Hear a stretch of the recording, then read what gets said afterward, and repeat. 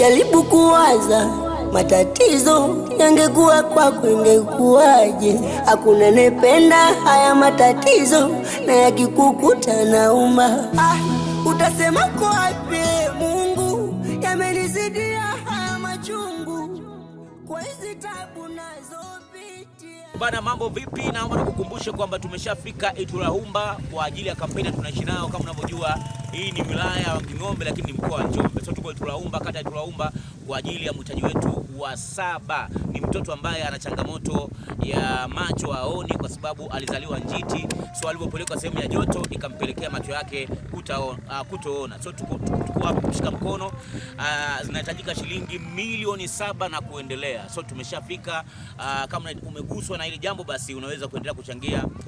Namba zetu za kuchangia ziko hapo chini. Tunakuambia usimwache mnyonge, mshike mkono, upendo uendelee. Waonyeshe ndio vile magari yameshapaki na kule mbele ndio tunakwenda kufanya hiyo kampeni tunaishi nao. So iko hivyo kabisa. Hiyo michango ambayo tutaileta kwenu hapa hii leo kwa ajili ya mtoto wetu Wisdom, kazi kubwa imefanywa na hawa ndugu zetu ambao wao kwa kiasi kikubwa ndio wanafanya kazi hiyo ya kujitolea kabisa.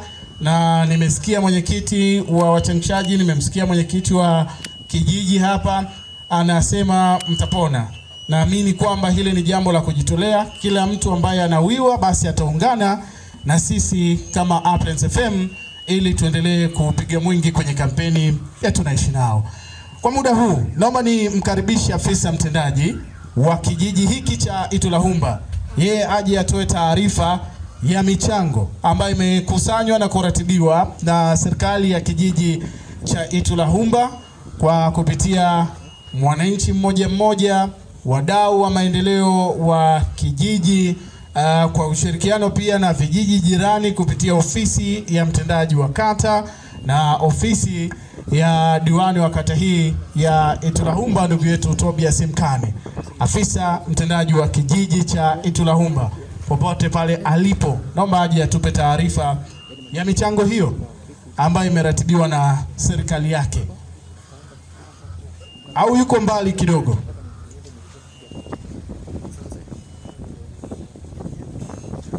Tunatamani tutumie muda mfupi sana, ndio maana tunaenda haraka kidogo ili kuhakikisha tunakimbizana na hali ya hewa, lakini na watu kuketi hapa kwa muda mrefu.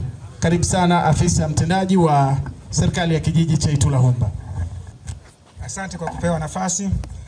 Naomba nisome michango iliyochangwa na wananchi wa kijiji cha Itulahumba na wadau mbalimbali. Nitaanza kivitongoji. Kitongoji cha Nyamagana wamechangia shilingi 78,000, mahindi debe 2 na maharage lita 2.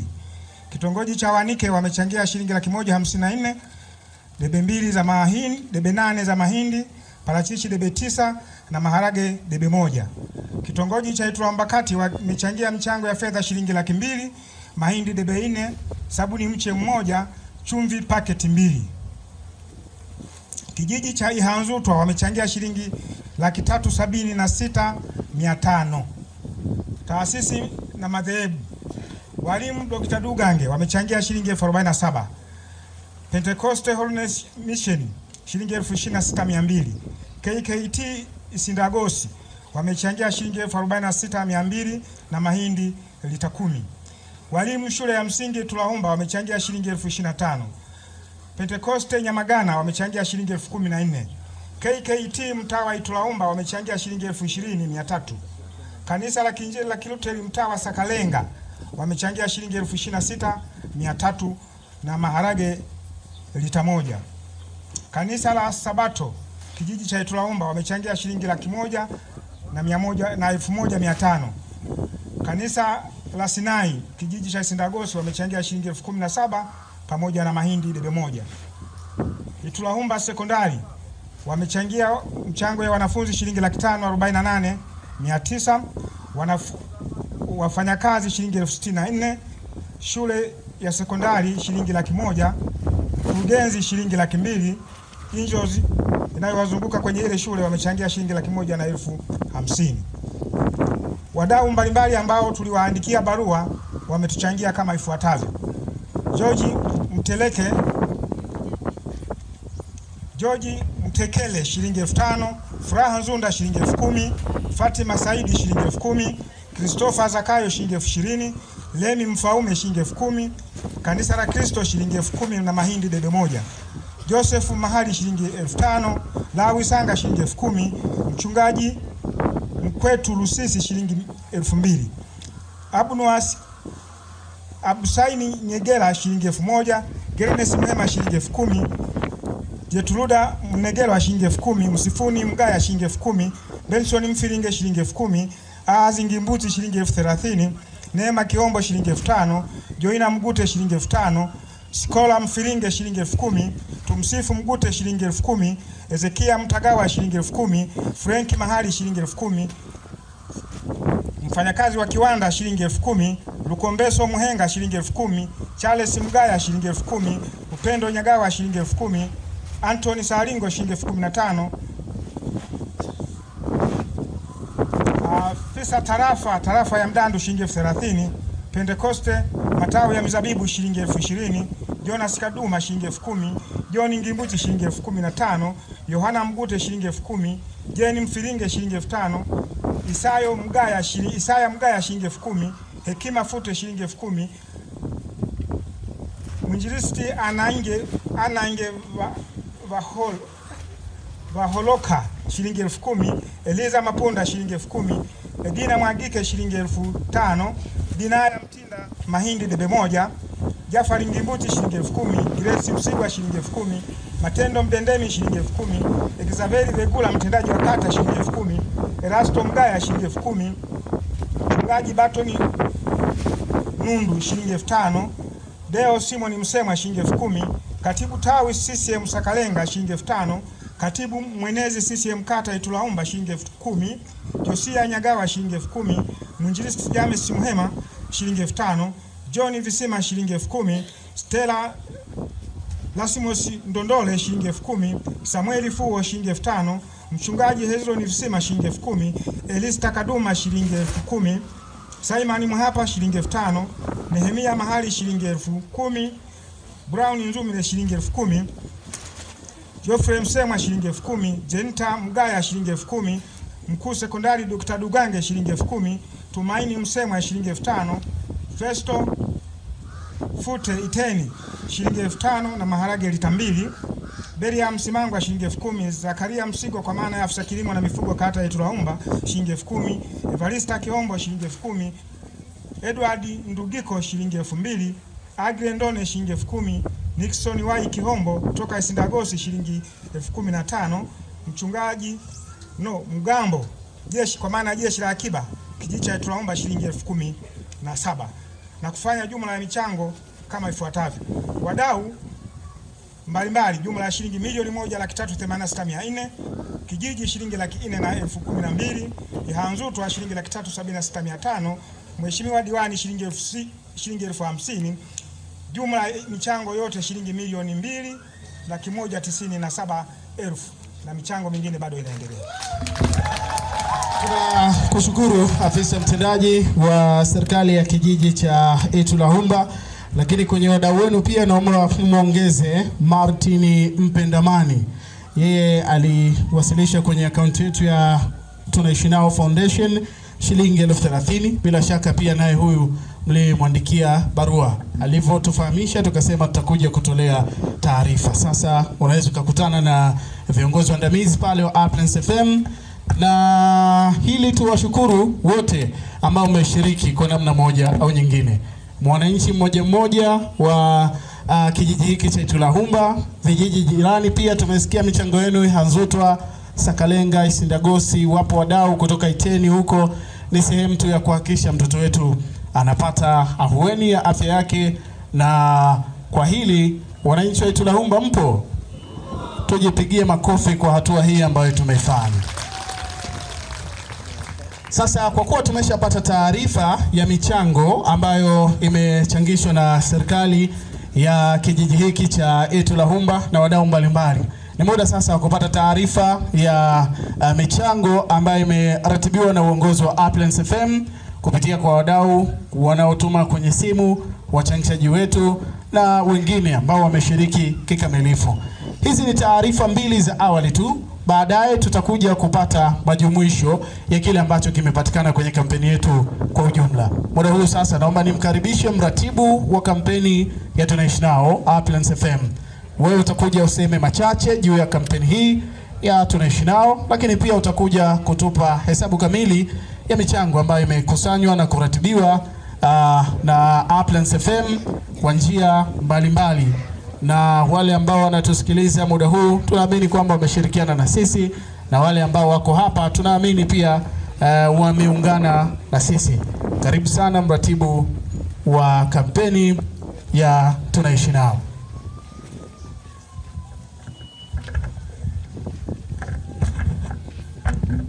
Bwana Yesu asifiwe. Tumsifu Yesu Kristo. Asalamu alaykum. Kamwene Mapembelo Ulimola, asante sana, pamoja na salamu nyingine nyingi ambazo tunaweza kuwa tunasalimiana, basi itoshe tu kusema kwamba hizo zimewakilisha. Mfalme wa amani anakuja. Nafikiri ningekukosea sana ndugu yangu Mngali kama nisingesema hivyo. Amina. Kamwene, niwashukuruni sana ndugu zetu wote ambao tumekusanyika hapa siku ya leo kwa ajili ya kushiriki na sisi kupitia kampeni ya Tunaishi Nao. Lakini nitakuwa mchoyo wa fadhila kama sitaanza kwa kumshukuru Mwenyezi Mungu ambaye ni mwingi wa rehema, ambaye ametupa nafasi ya pekee. Sisi tumesafiri, kwanza tumelianzisha jambo, lakini tumeendelea kufanya michakato mbalimbali kwa ajili ya jambo hili, lakini pia hata kusafiri na kufikia siku ambayo jambo husika linafanyika. Ni jambo la kumshukuru Mwenyezi Mungu sana. Tujipigie makofi mengi. Mara kadhaa huwa ninasema kwamba wengi wanapanga na wanaahirisha, lakini sisi tumepanga na tumetekeleza. Ni nafasi ya pekee sana. Ni kumbukumbu zangu zinanionyesha toka tumeanza kampeni ya Tunaishi Nao, huu ni mwaka wa 8 tukiwa tunafanya kampeni ya Tunaishi Nao, haijawahi kutokea tukaahirisha kampeni ya Tunaishi Nao kwa maana ya kwamba kuna jambo baya limetokea. Kila tarehe ya kampeni ya Tunaishi Nao ilivyopangwa, tumeendelea kushiriki na tumeifanya. Ni jambo ambalo tunapaswa kumshukuru Mungu sana. Kuna wakati tuliahirisha kwenye baadhi ya maeneo ni kwa sababu michango ilikuwa haitoshi, lakini tukasema tufanye wiki ijayo na wiki hiyo ikafanyika. Ni jambo ambalo bado tunapaswa kuendelea kumshukuru Mwenyezi Mungu. Lakini kwa wasionifahamu, jina langu ni Fikirini Ngailo, mratibu wa kampeni ya Tunaishi Nao.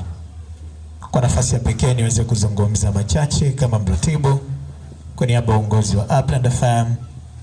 Niwashukuruni sana Wanaitulahumba wote ambao leo mmejitokeza hapa kwa ajili ya kushirikiana nasi.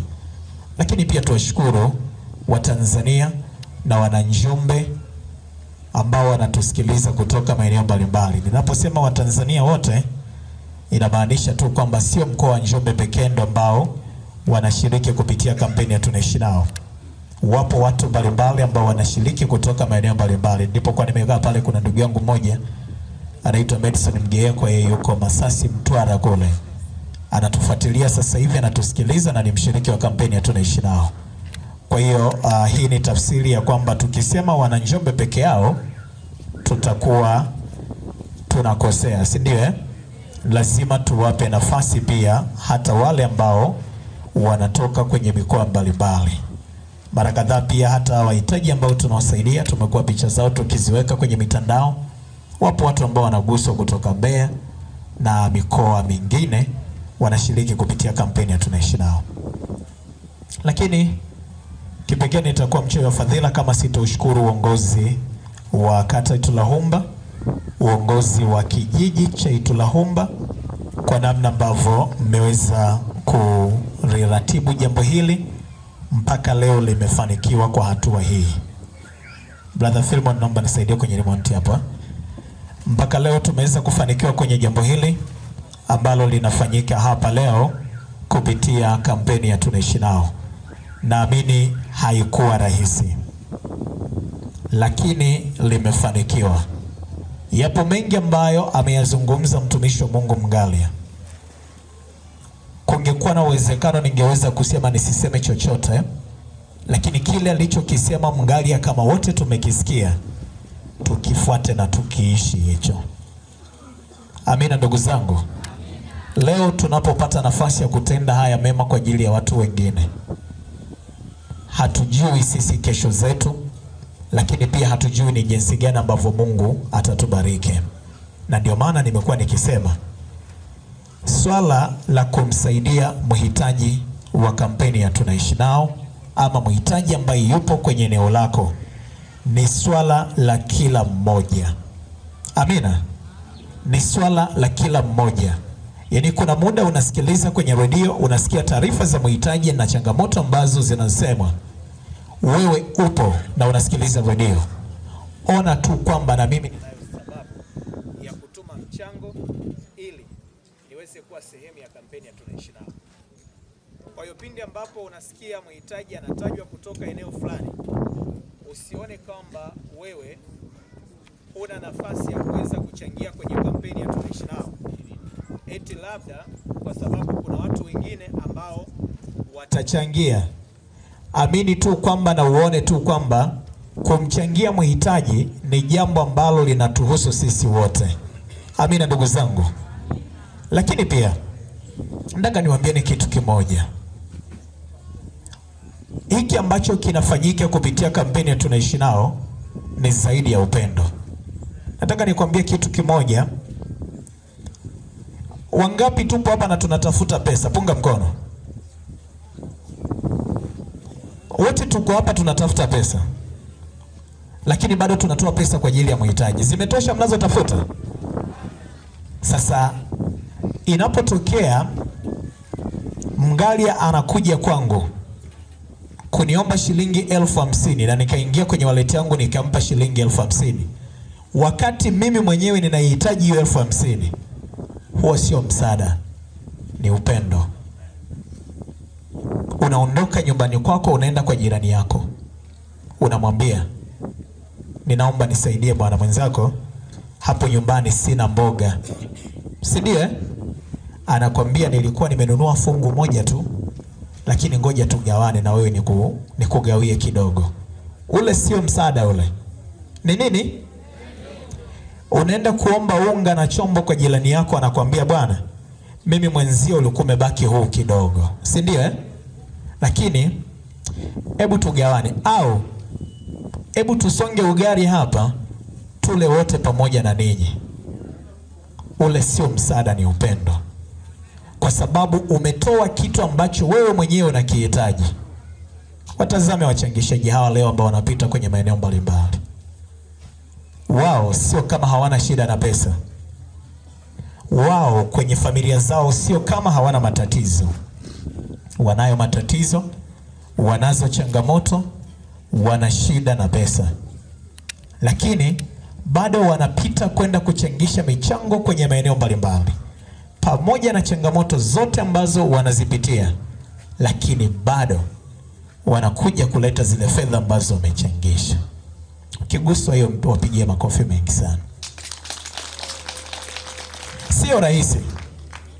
Ingeweza kutokea hawa majamaa ambao wanachangisha michango ingeweza kuchangisha huko kwao, alafu basi bwana, mimi leo bwana mwenzenu siwezi kuja, mara simu inazimwa, alafu akamaliza matatizo yake. Si ndio? Lakini kuna kitu ambacho kipo mioyoni mwao, dhamira ya dhati ambayo wanayo kwenye mioyo yao juu ya kuweza kusaidia wengine, ndiyo ambayo inawasota, ndiyo ambayo inawafanya wao wanaendelea kushiriki kuchangisha michango hii ya kampeni ya Tunaishi Nao. Amina ndugu zangu. Leo tuko hapa Itulahumba, hatupo kwa bahati mbaya. Hawa wachangishaji ndugu zangu ni watu ambao wana mioyo ya dhati mno. Ni watu ambao wana mioyo ya dhati mno. Pale nilipokaa nina picha 3 za wahitaji ambao nimeletewa kutoka kwa hawa wachangishaji. Lakini ukiachana na hizo picha, bado kuna taarifa ambazo wanaendelea kuniletea. Kule kwetu kuna mtu ana changamoto 1 2 3. Kule kwetu kuna mtu ana changamoto 1 2 3. kule kwetu kuna mtu ana changamoto 1 2 3, tunayapokea. Lakini wanapokuja wanafikiri kwamba huenda ndo kampeni inayofuata itakuwa kwao, si ndio? Mara wanasikia Itulahumba, wanakaa wanaanza kuulizana, kwani hivi Itulahumba kuna mchangishaji? Itulahumba hakuna hata mtu anayechangisha michango pale. Hawajawahi kusema hatuendi Itulahumba kwa sababu hakuna mchangishaji. Wanachoguswa ni lile tatizo lililopo Itulahumba. Niombe tu kwa Itulahumba, hili lililofanyika, linalofanyika leo hapa kwenu, tengenezeni liwe deni. Liwe deni. Ni rahisi sana leo tukikutana hapa kuonesha sura zenu nyingi za huzuni, mkionesha kuguswa na hiki ambacho kinafanyika. Lakini tukiondoka hapa wote tunasahau. Hakuna mchangishaji, hakuna anayechangia. Tumepita kwenye maeneo mengi kupitia kampeni tunaishi nao, si ndio jamani? Tukifanya mengi makubwa kwenye maeneo yao. Wengine tumeenda mwaka jana tu. Mwaka huu hamna mchangishaji. Sijui kama naeleka vizuri Na hata kama kuna mchangishaji, michango inayokuja utacheka. Sasa unajiuliza, mbona wale watu siku ile wakati tuko pale walikuwa wanahuzunika na wanaonyesha kusikitika? Walikuwa wanasikitika kitu gani? Si ndio? Tumefanya kampeni 2 hapa tu tunapoingilia Ihanzutu. Kwa nguvu kubwa kabisa. Leo mnasikia kuna mchangishaji Ihanzutu? Hakuna mchangishaji. Nikapiga simu kumuuliza mchangishaji wa pale. Akanieleza kwamba ni mjinga mmoja alijitokeza. Akamwambia hamna, huyu sio tu anachangisha michango, ananufaika na kula hizo fedha. Sasa yule anayechangisha michango anafunga na serikali, si ndio? Anaenda serikalini kwake, bwana leo hapa nimechangisha 1090. Redioni itasikika inasoma 1090. Yeye anakula nini? Yaani pale amekula shingapi? Sijui kama naeleka vizuri. Lakini pamoja na hayo yote, hayupo hata mwingine mmoja ambaye alijitokeza kwamba hapana, pamoja na hayo yote basi mimi ngoja nifanye hilo jambo. Nitawaambia leo pale Ihanzutu wana changamoto 3. Wana changamoto ngapi? Uliza wamesema. Sijui kama naeleka vizuri Wanaogopa kusema kwa sababu wanajua kile ambacho wamefanyaje? Wamekifanya. Sijui kama naeleka vizuri ninachokisema Wanaogopa. Sasa kinachokuja kutokea ni tutawaumiza watu wengine kwa sababu ya mioyo yetu. Ndugu zangu, Mwenyezi Mungu anapokuwa amekujalia nafasi hii ya pekee ulionayo, itumie vizuri. Fanya kwa ajili ya watu wengine. Amini tu kwamba leo wewe unapoishi, unaishi kwa ajili ya watu wengine. Tumeeleweka vizuri? Yaani wewe leo unavyoishi kwenye haya maisha yako ya kila siku, hauishi kwa ajili ya kwako wewe, unaishi kwa ajili ya watu wengine. Ndio maana utalima mahindi, utauza. Hivi ulishafikiria kama wote tungekuwa tunalima mahindi,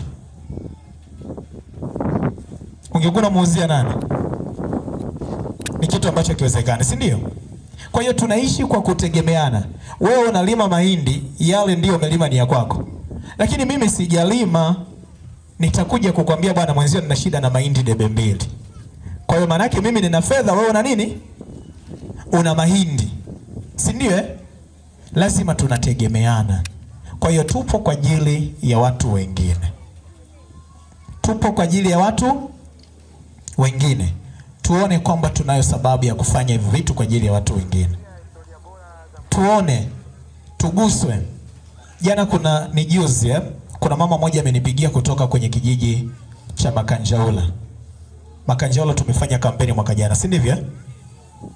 Ananiambia mimi ni bibi, natokea hapa Makanjaula, mbona huko hatuna mchangishaji? Nikamwambia sisi kupitia kampeni tunaishi nao, hatuendi kwenye kijiji cha Makanjaula au Itulahumba tukasema wewe ndio utakuwa unatuchangishia michango. Anajitoa mtu mmoja ambaye yeye moyo wake wa dhati unaona kabisa anaweza kushiriki kampeni tunaishi nao kuchangisha. ataenda kwenye ofisi pale ya serikali, ataomba wampe barua, atakuja nayo redioni ya utambulisho kwamba mimi ni mtu fulani natokea Itulahumba, ninaomba niwe nachangisha michango. Ile ofisi inamtambulisha yeye kwamba huyu ni mwananchi ambaye ni mwaminifu na anaweza kufanya kazi na ninyi. Lakini kumbuka, kampeni tunaishi nao, tunachangisha, wale wachangishaji wote hakuna anayelipwa, wote wanajitolea. Kwa nini nikamwambia kama hajajitokeza mtu wa kufanya hivyo sio la kwetu, si ndivyo? Yule bibi anaumia, anasema jamani, mbona ni mwaka jana tu mmekuja hapa mmetusaidia, inakuwaje sasa hivi sisi tena hatuna mtu? Sijui kama naeleweka eh? Kwa hiyo watu ni wanaumia, lakini tunaumizwa na watu wachache. Leo hii ninaamini Itulahumba inaokoka. Uongo? Naamini Itulahumba inaokoka. Yaani leo ninaamini hapa atajitokeza mtu ambaye atasema mimi nitakuwa nachangisha michango ya Itulahumba. Uongo? Lakini mtu huyo kama asipoungwa mkono na kushikwa mkono na wana Itulahumba, atakata tamaa, atarudi nyuma. Si ndio? Yaani asibadilishe na viatu. Unaona leo amevaa viatu vipya. Jamani, kwani miaka yote alikuwa anatembea peku? Hivi naeleweka ninachokisema eh? Yaani akionekana amebadilisha na kusuka nywele tayari kama ni mwanamke, unaona? Jamani, huyo mtu miaka yote kwenye maisha yake hajawahi kusuka nywele. Tena sasa ndo asionekana amesimama buchani. Ahigulu anainyame hapa. Unaona? Isendeze sweet. Ndugu zangu, haya mambo mengine tunayafanya kila siku kwenye maisha yetu. Nani hapa hali nyama nyumbani kwake? Anyoshe mkono. Nani hapa ambaye yuko hapa leo hali nyama nyumbani kwake? Anyoshe mkono. Nani yuko hapa sasa hivi hapa tulipo hana viatu? Anyoshe mkono. Ningeweza kuuliza na nguo, lakini wote naona mmevaa nguo. Litakuwa swali lenyewe hilo? Sio swali, wote nguo tunazo, si ndio?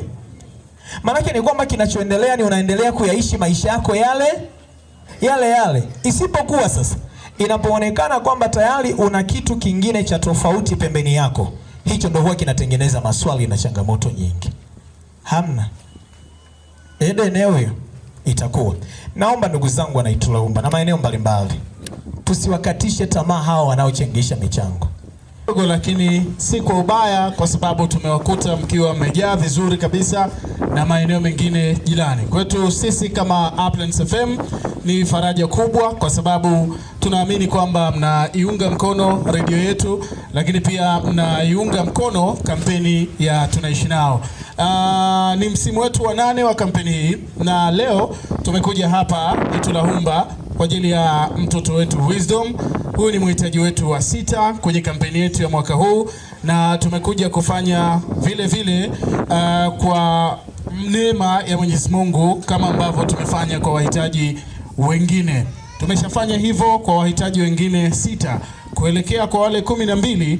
Maana yake ni tunapindua meza, ni raundi ya 7 sasa, si ya 6 kama nilivyotangulia kusema hapo awali. Ninawaomba wananchi wote ambao mko hapa mtupe tu moyo wenu wa uvumilivu. Tutakuwa na muda mchache tu, ila kuhakikisha kwamba kila tunalolifanya linakuwa jema. Na kwa wenzetu ambao wako mbali na hapa, tunaweza tukawasisitiza tu wakafungulia redio zao kupitia 89.1 Uplands FM. Matangazo haya yanaruka moja kwa moja kutokea hapa kwenye ofisi za serikali ya kijiji cha Itulahumba, ambapo inafanyika kampeni ya Tunaishi Nao kwa mhitaji wetu wa 7, mtoto wetu Wisdom. Kwa maneno haya machache tu, niombe sasa ni kukaribishe mwenyekiti wa serikali ya kijiji cha Itulahumba. Wewe uje uzungumze walau maneno mawili matatu ya ukaribisho, lakini utamkaribisha mtumishi wa Mungu, na nilimwona hapa Joseph Mgalia, yeye atakuja kutufungulia shughuli hii kwa sala. Karibu sana mwenyekiti wa serikali ya kijiji cha Itulahumba kwa zoezi hilo la ufunguzi wa kampeni yetu ya Tunaishi Nao, ambapo sisi kama Uplands FM tumekuja kwako na wewe ndiye mwenyeji wetu hii leo. Karibu sana. Asante kwa kupewa nafasi hii. Kwanza kabisa ni washukuru wageni wetu. Kwa kutufikia kwenye kijiji chetu hiki cha Iturahumba, na ni mara ya kwanza kwenye zoezi hili. Sisi kama wananchi wa kijiji hiki, kwa kweli tulikuwa bado hatujawa kama alivyosema ndugu yangu Manyanya kwenye hadithi hiyo. Kwa hiyo inatugusa wananchi wa kijiji cha Iturahumba. Hiyo tukae tukitambua kabisa kwamba inatugusa wananchi wa Iturahumba tulivyokuwa na mioyo migumu ya kujitoa kwenye majanga kama haya. Sasa leo yapo nyumbani kwetu. Kwa hiyo nawaomba ndugu zangu wa kijiji cha Iturahumba, kama walivyosema wenzetu, ilikuwa ni hadithi lakini inaweza ikawa inaelekea kwenye vitendo vyenyewe hali halisi. Lakini niombe tu, kwa kuwa tunajifunza kupitia makosa, naomba kwa ushirikiano wetu tulionao wana kijiji hiki, tuungane kwa pamoja ili tuweze na sisi kuwa ni wanachama wa Radio Appriance au ni wanachama wa ndugu yangu hawa tunaishi nao, ili tuungane na wenzetu kwenye majanga ya namna hii sehemu zote. Leo wamekuja kutuunga mkono sisi wakati sisi tulikuwa ni wazito au ni wagumu kushirikiana na wenzetu. Lakini pamoja na hayo, niombe kusema kwamba nitambulishe serikali yangu ya kijiji. Wenye viti wa vitongoji popote pale walipo wapunge mikono. Wenye viti wa vitongoji wangu wote wapunge mikono popote pale walipo. Hawapo? Wapo jikoni. Haya, basi kama yupo mtendaji wangu wa kijiji, naye hayupo. Basi karibu. Mtendaji wa kijiji. Mtendaji wangu.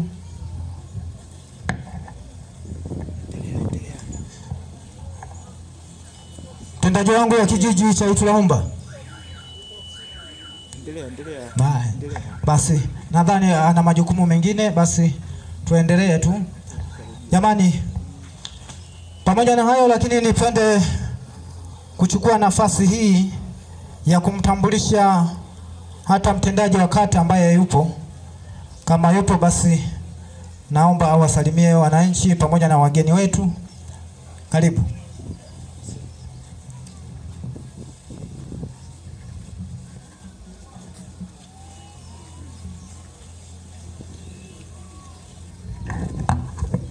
Asante mwenyekiti wa kijiji cha Iturahumba kwa kunipa nafasi ili niweze kusalimu wananchi wa Iturahumba. Awali ya yote naomba nichukue nafasi hii kumshukuru Mwenyezi Mungu ambaye ametuwezesha sisi sote tumefika mahali hapa salama. Naomba nitambue ugeni wote uliopo hapa. Naamini Mungu amewaongoza mmefika salama. Karibuni sana Iturahumba.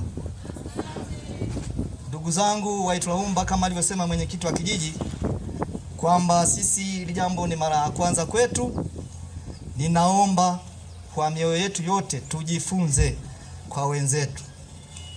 Wapo hapa wageni, tusiwashangae, bali tujifunze, tuwaulize, watueleze kwa kina, tuelewe, ili na sisi tuweze kuungana nao katika jambo hili ambalo tunaona kama ni dogo, lakini ni jambo kubwa na ni kubwa mno. Lakini pia nichukue nafasi hii kutoa salamu za mheshimiwa diwani ambaye atakiwa awe pamoja na sisi, lakini kwa bahati nzuri au mbaya kuna kikao cha kamati ya fedha na mpango na uongozi, wapo kwenye ziara, lakini muda wote anaweza kufika hapa. Anawasalimu sana na anaungana pamoja na nyinyi katika jambo hili. Asanteni kwa kunisikiliza. Asante mtendaji wetu wa kata. Baada ya kusema hayo basi, kwa kuwa mtendaji yupo, kama una salamu au hapana? Asante. Baada ya zoezi hilo kukamilika, basi niseme kwamba hapa ndio Iturahumba. Tunawakaribisha wageni wetu mliotoka sehemu mbalimbali karibuni sana, na sisi tujifunze kupitia nyinyi wageni au ndugu zetu mliokuja kutuunga mkono kwenye janga hili. Baada ya kusema hayo, basi niseme kwamba nimelifungua rasmi kongamano hili la Tunaishi Nalo. Asanteni sana. Asante sana mwenyekiti wa kijiji. Sasa nikupe nafasi mtumishi wa Mungu Joseph Mngalia utukabidhi mikononi mwa Mwenyezi Mungu ili tuanze kwa sala shughuli yetu. Mfalme wa amani anakuja. Ninamshukuru Mungu wa mbinguni kufika leo hapa Itulahumba kushiriki pamoja nanyi watu wa Itulahumba pamoja na maeneo ya karibu na watu mliotoka maeneo mbalimbali kushiriki katika huduma hii ya kampeni ya Tunaishi Nao. Ninashukuru sana mwenyekiti pamoja na mratibu kwa kunikaribisha tuweze kufungua kwa maombi.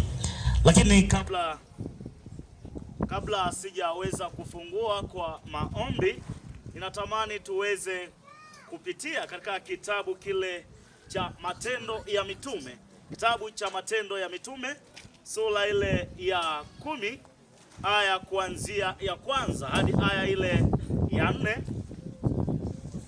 Kuanzia aya ya kwanza hadi aya ile ya 4, Biblia inasema, palikuwa na mtu Kaisaria, jina lake Kornelio, akida wa kikosi kilichoitwa Kiitalia, mtu mtaua, mchaji wa Mungu, yeye na nyumba yake yote. Naye alikuwa akiwapa watu sadaka nyingi na kumwomba Mungu daima. Akaona katika maono waziwazi kama saa 6 mchana, malaika wa Mungu akamjia na kumwambia, Kornelio. Akatazama sana, akaogopa, akasema, kuna nini Bwana? Akamwambia, sala zako na sadaka zako zimefika juu kwa ukumbusho mbele za Mungu. Huyu ni mtu wa Mungu anaitwa Kornelio. Yeye alikuwa akitoa sadaka, na hapa Biblia haisemi alikuwa anatoa sadaka kanisani. Hapa Biblia haisemi kwamba alikuwa anatoa sadaka msikitini. Na hii sina maana kwamba tusitoe sadaka kanisani au msikitini au mahali ambapo unafanya ibada. Ila kinachozungumzwa hapa, Biblia inasema huyu Kornelio alikuwa akiwapa watu sadaka, sio kutoa kanisani. Na kwa nini naweza kusema alikuwa hatoi kanisani? Huyu inaonekana alimfahamu Mungu, lakini mambo ya kiibada mengine huenda alikuwa bado hayafahamu. Na ndiyo maana utagundua unaposoma kisa hiki, naonyesha mara baada ya malaika huyu kushuka kwa Kornelio kumwambia sadaka yako imefika juu mbinguni na imekuwa ukumbusho, malaika anamwambia, tuma watu waende wakamwite Petro akueleze mambo yanayopaswa kufanya katika masuala ya kiibada. Kwa hiyo Biblia inaonyesha kwamba Kornelio alikuwa akitoa sadaka, akiwapa watu. Nafikiri inawezekana kabisa. Unajua wahitaji hawapo tu leo, walikuwepo hata tangu zamani, walikuwepo. Mtakumbuka hata kipindi cha Yesu kulikuwa na wahitaji. Yesu aliwahurumia, aliwasaidia, aliwapatia mahitaji yao, wakaamua kumfuata.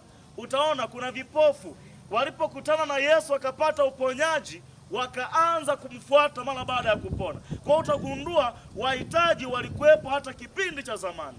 Lakini kinachozungumzwa hapa ni kwamba Kornelio alikuwa akitoa sadaka. Na hivyo ninatamani pia kusema sadaka unayoitoa inasikika mbinguni au inafika mbinguni, tuseme amina. Sio rahisi kuelewa ninachokizungumza, lakini kila sadaka inayotolewa kwa ajili ya mhitaji, natamani kusema ni sadaka ambayo Mungu anaipokea moja kwa moja, kwa sababu umegusa maisha ya mtu, umegusa uhitaji wa mtu, unakwenda kumuinua mtu ambaye alikata tamaa, unakwenda kumuinua mtu ambaye alikuwa hana uwezo. Kwa hiyo hiyo sadaka unapokuwa unaitoa inafika mbinguni. Ndiyo maana malaika anashuka kutoka mbinguni eti kwa ajili ya sadaka ambayo Kornelio alikuwa ameitoa. Na unajua hapa Biblia haijasema alitoa kiasi gani. Kwa nini Biblia haijasema hayo ni mawazo yangu? Inawezekana kabisa kama angesema sadaka alizozitoa, tungekuja na wazo la kwamba kwa sababu alitoa pesa nyingi. Huenda tungekuja na wazo hilo kwamba sadaka ilifika mbinguni kwa sababu ametoa milioni 10. Sadaka imefika mbinguni kwa sababu ametoa milioni 1. Lakini Biblia haijasema. Sasa kama Biblia haijasema, ni kwamba kwa Mungu yani sadaka kwa Mungu haifiki kwa sababu ya wingi wa sadaka unayoitoa. Utakumbuka kwenye kile kisa cha yule mama mjane aliyetoa sendi 2 kwenye lile sanduku la hazina. Halafu Yesu akasema, nawaambia huyu ametoa kuliko wote kwa sababu ametoa kile ambacho ndicho alicho nacho na hakuwa na kitu kingine. Kwa hiyo sadaka mbele za Mungu inasikiwa ile tu ambayo umeitoa kwa moyo wa kupenda, umetoa bila kushinikizwa, bila kulazimishwa. Ni kwa sababu ya namna unavyofahamu kwamba natakiwa kutimiza. Hii ni sehemu ya maisha ya Ukristo. Kwa hiyo Kornelie alipata neema kwa Mungu ya kufikiwa na mjumbe kutoka mbinguni kwa sababu alitoa sadaka. Sadaka ambayo tunatoa au ambazo tunazitoa, sadaka ile utakayoitoa, nataka nikwambie hivi, ina muunganiko na mbingu kuliko unavyofikiri. Ina muunganiko na mbingu. Naomba niwaambie kitu, hasa wale wachangishaji. Wachangishaji tumekuwa tukifanya kazi kubwa sana. Leo nina fungu kwa ajili yenu moja tu katika kitabu cha Danieli sura ile ya 12 aya ya kwanza. Danieli 12 aya ile ya kwanza. Biblia inasema, na walio na hekima watang'aa kama mwangaza wa anga, na hao waongozao wengi kutenda haki watang'aa kama nyota milele na milele. Natamani hili mlielewe sana, hasa wachangishaji. Biblia inasema, na walio na hekima watang'aa kama mwangaza wa anga, na hao waongozao kutenda haki watang'aa kama nyota milele na milele. Mmekuwa mkifanya kazi kubwa sana. Mmekuwa mkitembea nyumba kwa nyumba, mtaa kwa mtaa. Wakati fulani sehemu nyingine mnapokelewa, sehemu nyingine hampokelewi. Lakini Biblia inasema ninyi kwa kazi mnayoifanya, kwa sababu mnawaongoza wengi kutenda haki. Kuna watu walikuwa hawajui kuhusiana na kampeni ya Tunaishi Nao, na mpaka sasa kuna wengine hawajui. Lakini mjumbe anapofika na kuanza kujitambulisha, akiwa na kitambulisho, akiwa na ile daftari, amevaa t-shirt imeandikwa Tunaishi Nao, anaanza kuwaeleza, yani anaanza kutafuta ushawishi kwamba jamani, hili ni tukio la namna hii, 1, 2, 3, mpaka inafika kipindi mtu anamuelewa na kutoa sadaka. Manake ukishamwelewesha mtu wa namna hiyo na akaelewa akatoa sadaka, wewe utang'aa kwa sababu umewaongoza watu kutenda mambo yaliyo mema. Bwana Yesu asifiwe. Ndio maana nina shauku hata ya kusema kwa watumishi wa Mungu, viongozi wa serikali, mnapokutana na mtu kama huyu kwenye matukio yoyote, ni vizuri kumkaribisha na kumsapoti kile anachokisema. Hata ukawa wewe ni msemaji badala yake. Mimi nasema hivyo ni kwa sababu tunaye mama pale Ramadhani Mtokoma, yuko wapi? Ile pale. Alikuja kanisani, nikamtambulisha vizuri na waumini wakasema tuko tayari, wakaendelea kuchangia. Na hata sio yeye tu, yule msema kweli yuko wapi? Nakumbuka naye yule. Yaani nashawishika kusema viongozi wa dini pamoja na viongozi wa serikali, tunapokutana na watu hawa tuwapokee ili tuwaongoze hata kwenye maeneo mengine au kwa waumini wetu, ili waumini wetu pia wanapolielewa hili tunakuwa tumewasogeza karibu na Mungu wao wanayomtumikia, kwa sababu swala hili sio swala la binafsi, ni swala la kimungu. Na ndiyo maana kutaniko kama hili ni kutaniko la kimungu, na mratibu au waratibu wa kampeni ya Tunaishi Nao wanafanya mambo katika masuala ya kiroho, niseme hivyo, katika masuala ya kiroho. Na ndiyo maana huwezi kuona kwamba moja ya uratibu tumeweka na debe 10 labda za pombe, maana tumekusanya watu. Hilo jambo kama lipo, sidhani kama linaweza likawepo, kwa sababu hili ni jambo la kiroho. Bwana Yesu asifiwe. Na hata kama watu wataenda huko watakunywa ni wao, lakini sio uratibu wa kampeni ya Tunaishi Nao, kwa sababu hili tunaamini kwamba tunaunganishwa na mbingu na tunaungana na mbingu kwa ajili ya kumsaidia mwenzetu ili aweze akatibiwe, aenda katibiwe. Tunatamani awe hai, awe na afya njema. Kwa hiki kitu ni jambo ambalo linahusika kati ya mwanadamu na Mungu peke yake. Kwa hiyo ninawaombea wachangishaji, Mungu awatie nguvu. Mnaweza mkakutana na vikwazo vingi sana, na unajua jambo lolote, unajua kuna msemo anasema mti ambao una matunda ndio unaopigwa mawe. Mnaweza mkakutana na vikwazo vingi, lakini songeni mbele, kwa sababu kusonga mbele kwako ni tumaini la anayeumwa. Ukikata tamaa wewe, je, anayeumwa inakuwaje? Manake huyu ndio tunampoteza kabisa. Kwa hiyo ni waombe wana Itulahumba na maeneo yote ambayo tumekusanyika siku ya leo mahali hapa, tuone kutoa sadaka tunaungana na mbingu, tuone sadaka za kweli tunazozitoa zinafika mbinguni, na tuendelee kuziombea sadaka ambazo tunazitoa, na tutoe kwa moyo bila kulazimishwa. Hiyo ndio sadaka ambayo Mungu anaipokea. Mungu awabariki sana. Tuweze kuomba. Baba mwema, mtakatifu, Mungu wetu, jina lako litukuzwe, na asante kwa siku hii ya leo. Umekubali tuweze kufika hapa Itulahumba kwa ajili ya kumsaidia mtoto wetu, kijana wetu. Tunaomba Yesu ukawe pamoja nasi tangu tunapoanza mpaka tutakapofika mwisho. Chochote kila utakachoruhusu kipatikane siku ya leo kikafae kwa matibabu. Asante Mungu wa mbinguni, tunawakabidhi waratibu na viongozi wote wa Radio Appens na kampeni tunaishi nao. Tunawakabidhi viongozi wa serikali, tunawakabidhi wachangishaji, tunawakabidhi wananchi wote, kila aliyepo mahali hapa ukambariki, kwa sababu ameacha majukumu, yuko hapa kwa ajili ya kusudi moja. Asante Mungu wa mbinguni kwa sababu uko pamoja nasi. Tunaomba katika jina la Yesu, amina. Mfalme wa amani anakuja. Hapo mmejibu vizuri. Asante sana mtumishi wa Mungu Joseph Mungalia. Najua huwa mnasikiliza Uplands FM kila siku za Jumatano, Alhamis na Jumapili saa 3 mpaka saa 4 usiku. Ana kipindi pale Uplands FM. Kwa hiyo kama huwa mnamsikia tu, leo tumewaletea na anaendelea kutoa huduma yake hapa. Tunashukuru kwa kuanza na Mwenyezi Mungu kwa nafasi hii, kwa kuwa mwenyekiti wa serikali ya kijiji cha Itulahumba alishawatambulisha viongozi wake na baadhi ya watumishi wanaohusika kwenye kata hii ya Itulahumba. Mimi naomba niwatambulishe wafanyakazi na wadau wengine wachache ambao tumeongozana nao hapa kuja Itulahumba kushiriki kwa pamoja kwenye kampeni hii ya tunaishi nao. Niombe sasa wafanyakazi wa Uplands FM kwa haraka kidogo tusogee.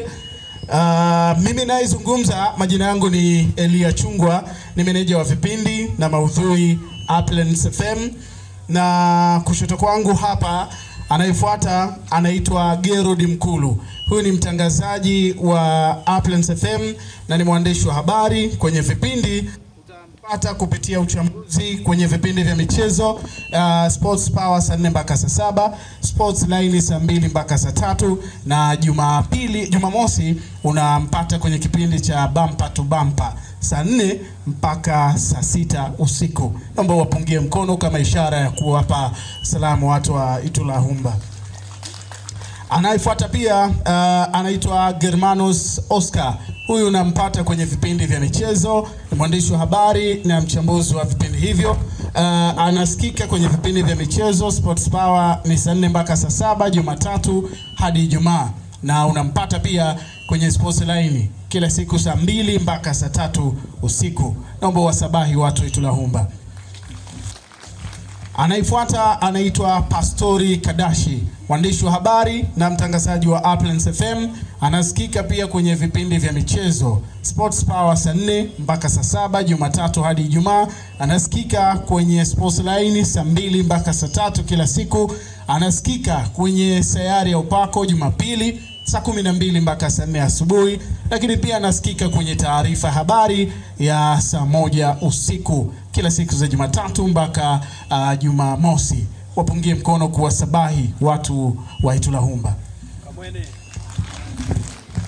Anayefuata anaitwa Joshua Ndendia, jina lake la kazi, na hapa akiwa ofisini kwake pale ni DJ Jeda. Ndio maana mnaona mnaendelea kuenjoy, na bila shaka amewapata na wazee wa makoti wa hapa Itulahumba. Shughuli yake ni hiyo tu, unamsikia kwenye vipindi vingi sana vya burudani na shughuli yake hiyo ya DJ wa Uplands FM. Wapungie mkono kuwasalimia watu wa Itulahumba. Anayefuata ni Atu Isaki, mwandishi wa habari na mtangazaji wa Uplands FM. Anasikika kwenye kipindi cha Jahazi la Pwani, ni kila siku ya Jumapili saa 10 mpaka saa 1 usiku. Naomba wasalimie watu wa Itulahumba. Itulahumba oye! Nimesikia mna roho ngumu, tuachane nazo sawa eh? Tutakutana huko huko. Anayefuata anaitwa Chesko Mtega. Jina lake la kazi ni Manesi Mchizi Kichizi. Huyu ni mkuu wa vipindi vya burudani.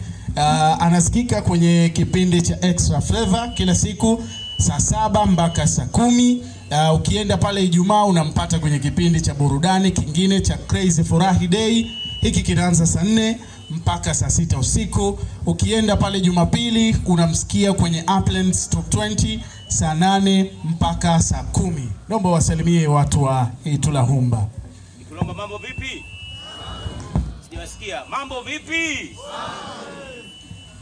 Anayefuata anaitwa Daima Frenki. Ni mwandishi wa habari, mtangazaji wa Uplands FM, ni mhariri msaidizi kwenye dawati letu la habari na anasikika kwenye kipindi cha Sauti ya Watoto Jumamosi saa 3 mpaka saa 4 asubuhi. Kadhalika anasikika kwenye kipindi cha Sayari ya Upako Jumapili saa 12 mpaka saa 4 na kwenye kipindi cha Ujumbe wa Malaika Watatu swahiba kabisa na mtumishi wa Mungu Joseph Mngalia kila siku ya Jumatano saa 3 mpaka saa 4, Alhamis saa 3 mpaka saa 4 na Jumapili saa 3 mpaka saa 4 usiku. Wasalimie watu wa Itulahumba. Kamwene eh? Anayefuata hapa anaitwa Benedicto Ackley. Kwetu sisi ofisini tunamuita tu Ben Beat. Huyu bwana ni producer wa Untouchable Studio, lakini hapa kazi yake kubwa ni msimamizi wa idara yetu ya digital. Kila kinachoendelea hapa, ukiwa na simu janja, ukienda sasa hivi Facebook, Instagram, YouTube, X, utakuwa unaona kila kinachoendelea hapa Itulahumba, na yeye ndiye anayehakikisha kwa usimamizi mkubwa na idara nyingine tunaichukua leo Itulahumba, tunaibeba mabegani, tunaipeleka duniani. Naomba wasalimie watu wa Itulahumba. Kamwene.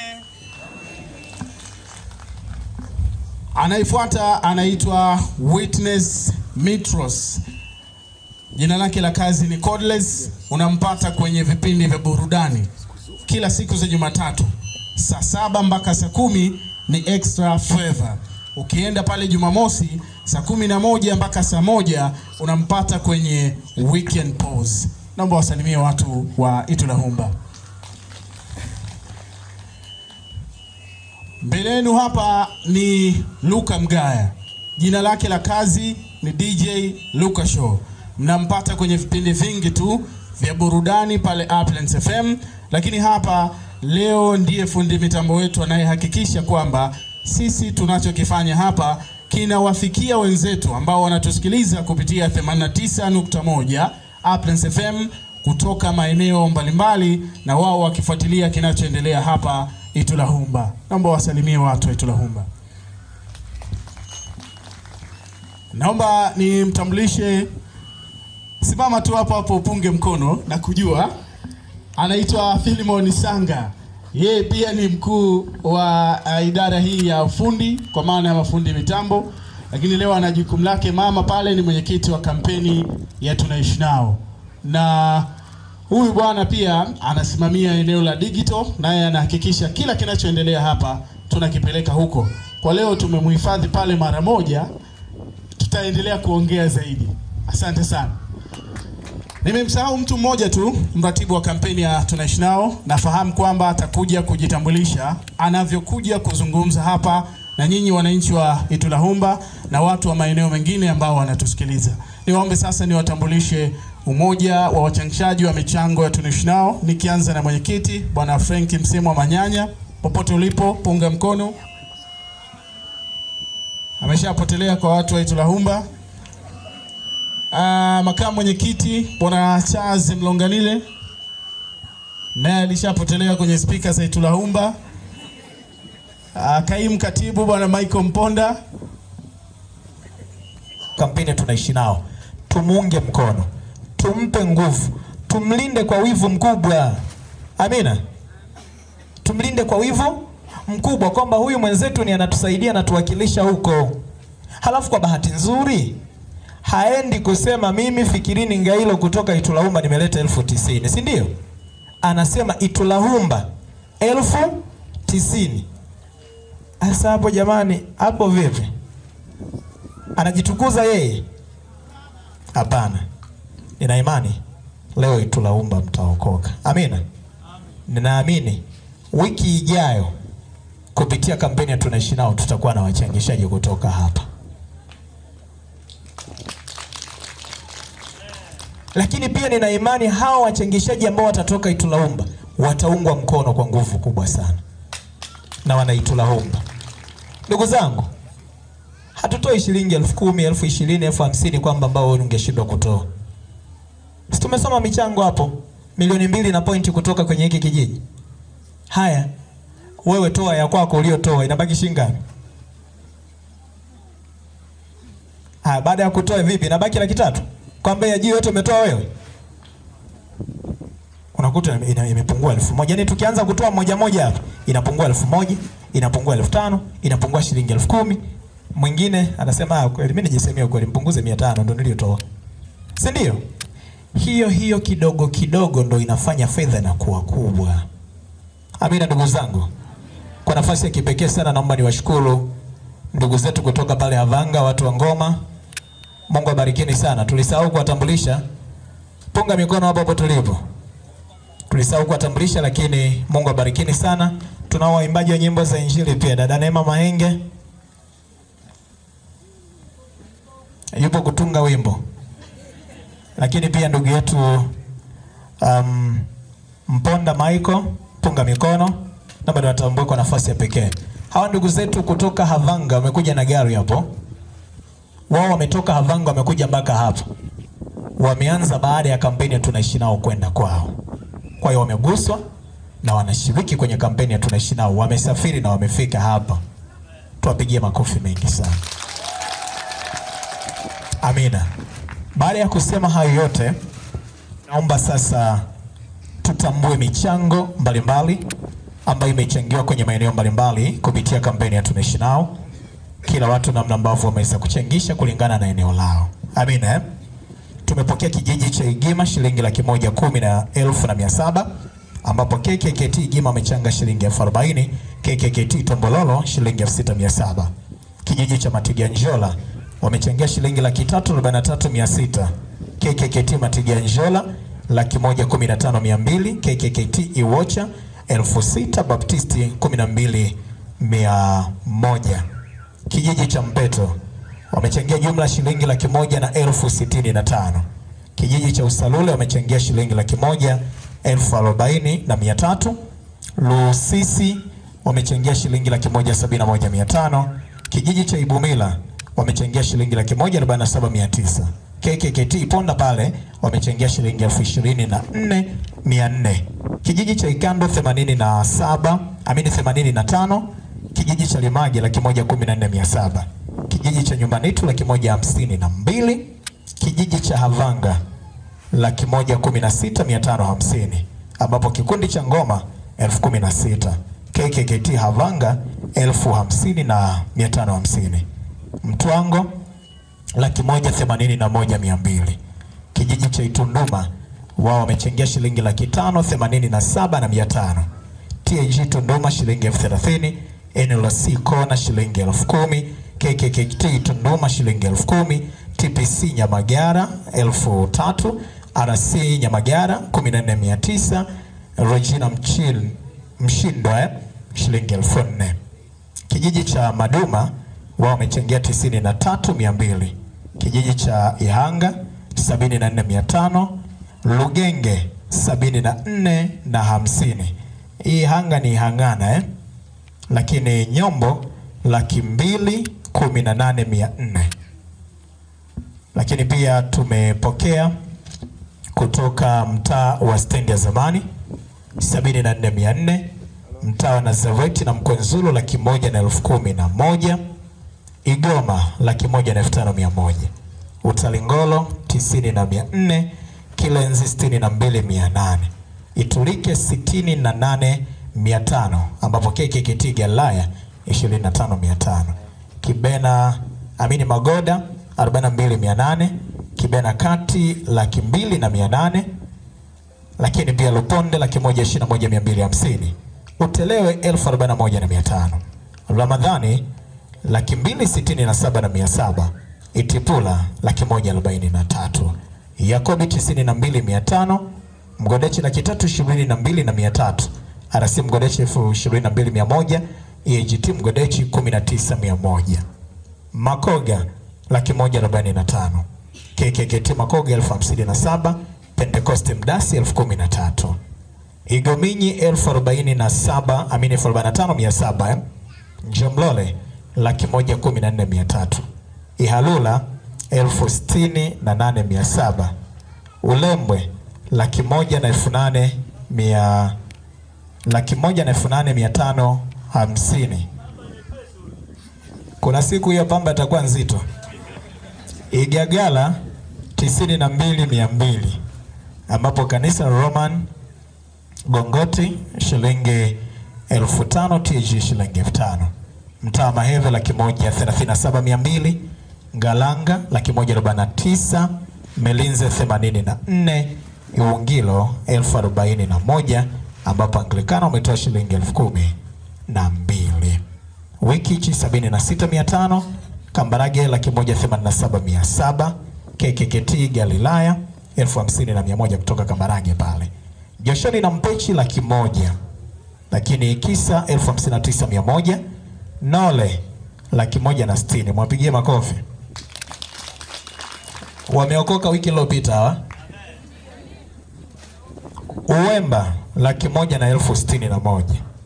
Kidegembye 500,000 na 2,550. Ambapo KKKT pale Kidegembye ni 90,350. TAG Supermarket 25,500. Sekondari Kidegembye 25. AGCTI 11 kutoka pale Kidegembye. Mgendela 141,700. Mjimwema 142,000. Igosi 60,000 ambapo RC Moronga 33,500. Peruhanda 91,400. Mawindi 122,500 ambapo KKKT Mawindi ni shilingi 12,500. Mwaji 80,000. Idunda 115,000. Kibena Hospitali 83,450. Lakini pia tunaye makundi ya tunaishi nao. A shilingi 50,000. C 32,000. D 38,000. Wasio na makundi 88,000. Waliochangia kupitia simu zetu studio shilingi 8,097. 8,097. Sasa basi kiasi ambacho sisi Upland FM kupitia uratibu wetu tunakileta hapa ama tumekuja nacho mpaka muda huu ni Tanzania shilingi 6,362,650. Asante kwa kunisikiliza. Lakini pia tunayo mahitaji mbalimbali ambayo watu mmeweza kuchangia. Tunayo maharage debe 3, mahindi debe 4.5, chumvi pakiti 29, parachichi lita 2, sabuni ya unga pakiti 6, sabuni miche 10, unga lishe kilogramu ngapi katibu? Ni kilo 1. Unaandika huku sasa. Unga ugali debe 1.5, viazi debe 1.5, nanasi 3, mastafeli 3. Hivi mastafeli mnayafahamu? Nini? Ni matopetope. Okay. Haya, nazi 1, machungwa 4, viberiti 2, ulezi lita 1, dawa ya mswaki 1, sukari kilogramu 1, maboga 6, nyanya chungu ziko kama lita 2, mafuta kupaka kopo 4, tetele lita 2, kuna nguo pamoja na soda moja. Asante kwa kunisikiliza na Mungu awabariki sana. Tunakushukuru mratibu wa kampeni ya Tunaishi Nao, kadhalika na wadau wote ambao wameshiriki, wale ambao wanatusikiliza, lakini pia na wale ambao wameshiriki kupitia kwa wachangishaji wetu. Kwa kuwa mheshimiwa diwani wa kata hii atafika, basi tutampa nafasi baadaye. Nilitangulia kusema hapo awali kwamba hii taarifa ya serikali, taarifa ya Uplands ni ya awali tu, lakini kwa sasa tunapata taarifa tu za namna mbili. Baadaye tutakuja kupata taarifa ya pamoja. Muda huu naomba nirudishe matangazo studio, lakini kwa yeyote ambaye amefika hapa anawiwa kushiriki na sisi kupitia kampeni ya Tunaishi Nao. Tunaamini kwamba ulifikiwa na mwenyekiti, ulifikiwa na balozi, ulifikishiwa barua kama mdau. Sisi tunaomba uje ushirikiane na sisi hapa kupitia kapu la nyumbani. Kwa hiyo tutaweka chombo hapa kwa mtu yoyote yule ambaye atashirikiana na sisi aje atoe chochote alicho nacho. Uzuri wa kapu la nyumbani, hata ukitoa 20,000 chenchi tutarudisha. Kwamba bwana, mimi natoa 15,000 ila na 20,000, au mimi natoa shilingi 5,000 ila natoa 10,000, mimi natoa 2,000 kwenye 5,000 yangu, chenchi tutairudisha. Lengo letu ni kuhakikisha kwamba tunajaza kibubu kile ambacho tumeshakipata awali.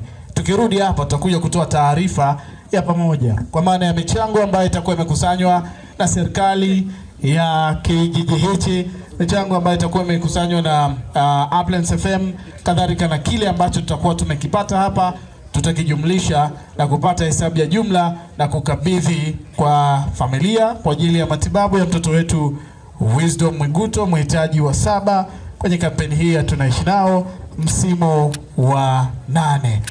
Niombe sasa, hapa niliposimama ndiko ambako tutakuwa tunapita. Kwa hiyo kundi hili lote, chambo chetu kitakuwa hapa. Tutatokea huku, tutaweka fedha zetu, tunaendelea na ratiba nyingine. Kwa tutatoka huku. Lengo ni kuhakikisha kwamba tunapata picha ya pamoja. Niwaombe ndugu zangu, tusishangae ila chochote. Lakini wakati huo nitaomba wale wanaoweza kucheza step ambazo mradi na uwezo wa kucheza, basi utakuja hapa. Utanielekeza Neema Mahenge utasimama wapi na master show wako wao wapi.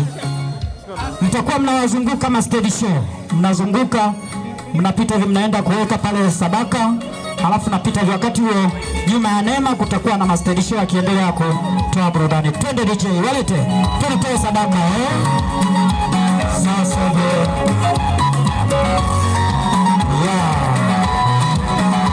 sadaka ni chochote ulichokuwa nacho, chechi tunarudisha.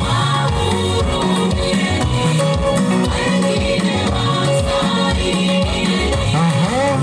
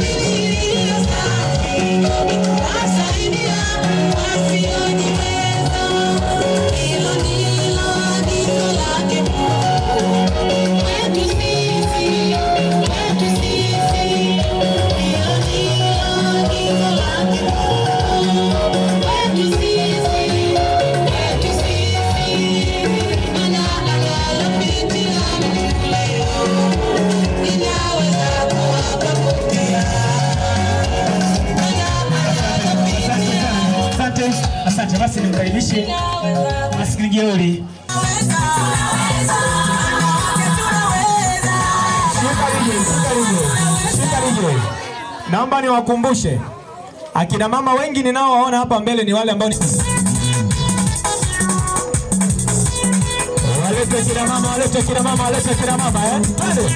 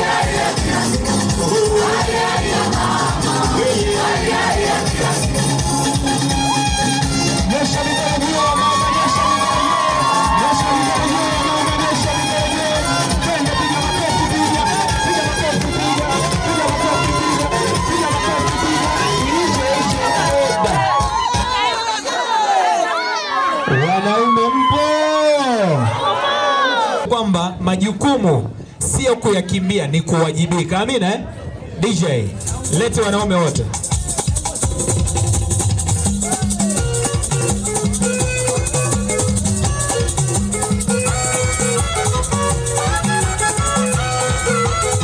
Wapi Paulo Mwema Asante Paulo Mwema yuko wapi? Simuoni.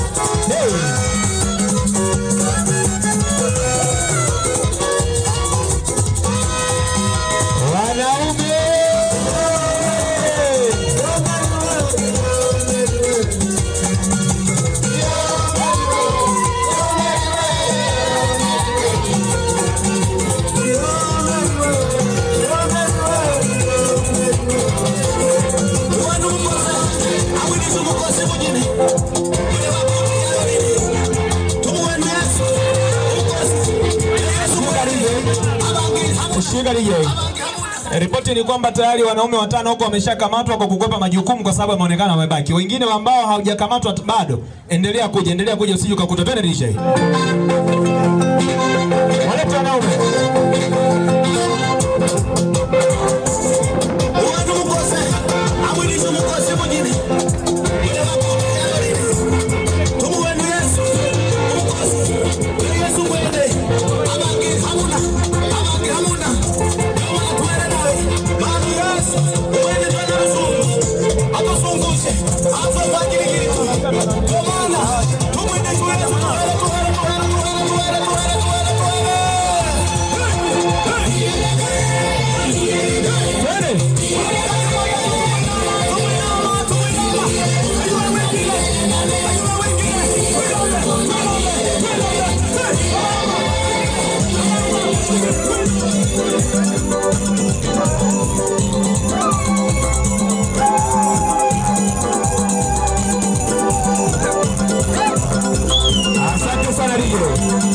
Asante sana DJ.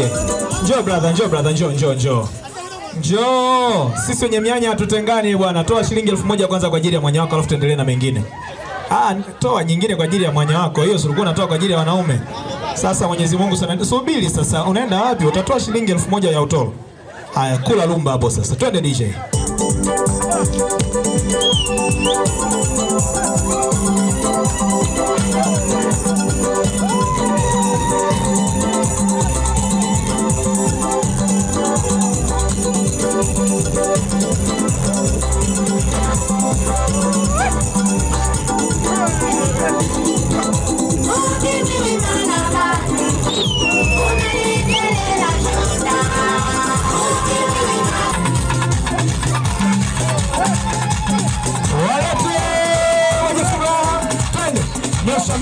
furahi, nyosha mikono juu, nyosha mikono juu, furahi, nyosha mikono juu, nyosha mikono juu, furahi, nyosha mikono juu.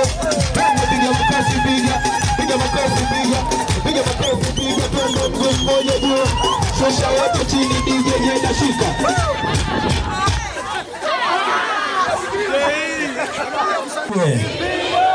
Wewe ni Simba au Yanga? Sijasikia, sema tena. Sasa nataka nijue tuanze na Simba au Yanga, ila sasa ni hivi.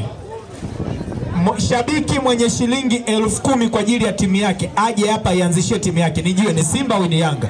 Atakaye kuja na shilingi 10,000 hapa ndio ninajua tuanze na Simba au Yanga. Kama ni wa Simba tuanze na Simba, kama ni wa Yanga tuanze na Yanga. Mwenye shilingi 10,000 peperusha namna hii. Wow. Sasa ni timu gani brother? Msimbazi Elimpanzu. Asante sana. Walete mashabiki wa Simba wote. Mpo! Tunadishe.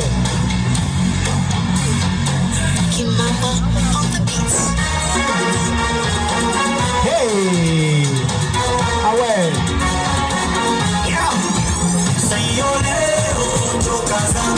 Nani huyo?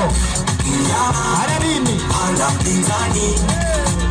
Sio leo toka zamani. Siwaoni. Twende.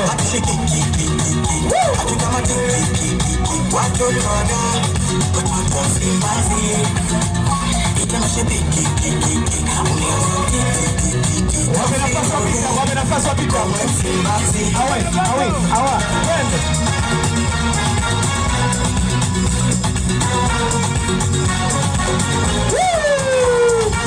Hatujamaliza. Lete mzungu.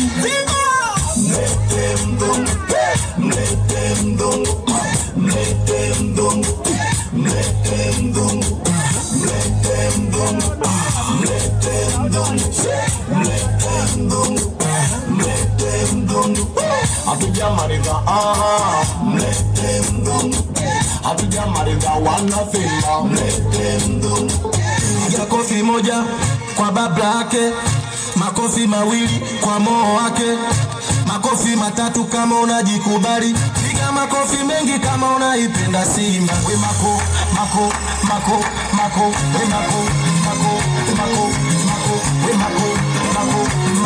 Basi twende peperusha bendera. Onyeshe bendera. Peperusha bendera. Sasa naitulaumba, mnatakiwa mtuteulie watu wawili kwa ajili ya kuchangisha michango ya kampeni. Tunaishi na raha hizi ni kila Jumanne. Kwa hiyo sasa isionekane itulaumba haipati raha, au mnasemaje? Wengine sijui walikuja mikono mitupu. Ila basi sema ndio hivyo, sasa tufanyaje? Sasa ni watu wetu. Wananchi!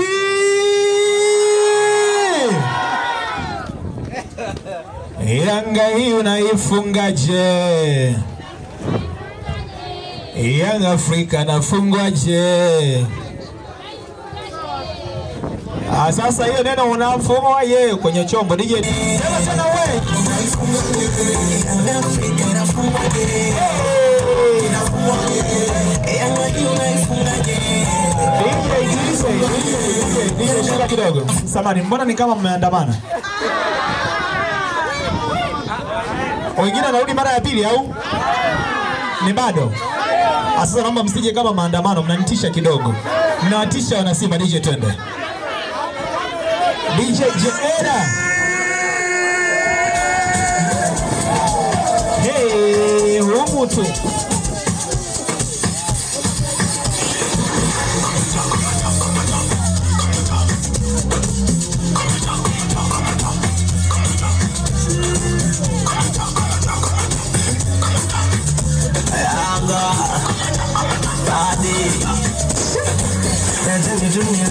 Mana makola mengi nataka tumenenjoy huko jana shule nataka tumenenjoy mana makola mengi nataka tumenenjoy huko jana shule maisha mafupi baby, ukipenda makolo utazeka. Usipende timu mbovu utazeka. Ninaipenda Yanga na kufana. Enjoy life is too short.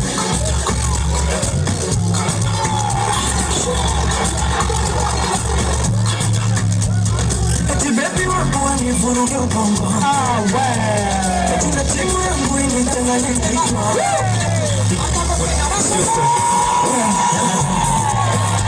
Tu jamaa na marafiki wamevaa t-shirt nzuri kama hizi za tunaishi nao. Wamependeza kweli kweli. Wamependeza hajapendeza? Sasa t-shirt hizi tunazo na zinauzwa kwa shilingi 20,000 za Kitanzania. Zinauzwa kwa shilingi 20,000 za Kitanzania. Kwa yote ambaye atahitaji t-shirt utakuja pale mezani tutakupa t-shirt. Amina ndugu zangu eh? Amina. Lakini t-shirt hii sisi ambacho hii hapa ambayo tumeifanya ya maonesho kwa sababu ya uthamani wake, hii t-shirt inatakiwa ibaki Itulahumba. Amina. Hii t-shirt inabaki wapi? T-shirt hii atavaa mama wa mtoto siku anavyoenda na mtoto hospitali. Atavaa mama wa mtoto siku anavyoenda wapi? Hospitali. Sasa natamani wana Itulahumba na wengine wote tununue t-shirt hii. Zama mfukoni mwako. Zama mfukoni mwako. Tununue t-shirt hii kwa ajili ya mama wa Wisdom. Tupo tayari? Yaani sio lazima mkisema hamtaki tunasema haya. Tupo tayari eh? Haya DJ. Sasa niombe wakati tunakuja kununua t-shirt hii. Niombe nikulete Michael Mponda kwame. Una kazi hapo? Naomba uimbe wakati wanakuja kununua t-shirt hii. Karibu sana. Wimbo pale kwa DJ si upo? Twende. Karibuni sana tununue t-shirt hii. Inatakiwa ujue kwamba yatima wanalia, wajane wanahangaika, wagonjwa wanateseka. Tumefanya nini mbele za Bwana? Sisi ni nani hata tuwe wasima? Amen. Naishi nao, usiwache wanyonge. Naishi nao, usiwache wanyonge. Washike mkono, upendo uendelee. Washike mkono, upendo uendelee. Naishi nao, usiwache wanyonge. Naishi nao, usiwache wanyonge. Washike mkono, upendo uendelee. Washike mkono, upendo uendelee.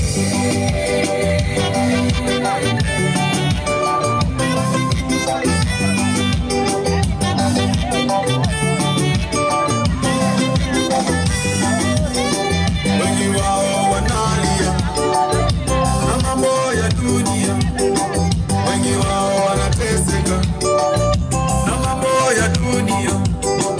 Yatima wanalia, wajane wanateseka. Uwashike mkono, uwasaidie. Uwashike mkono, uwainue.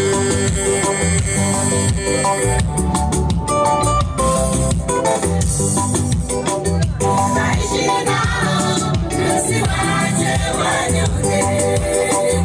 Naishi nao, usiwache wanyonge. Washike mkono, upendo uendelee. Washike mkono, upendo uendelee. Naishi nao, usiwache wanyonge. Naishi nao, usiwache wanyonge. Washike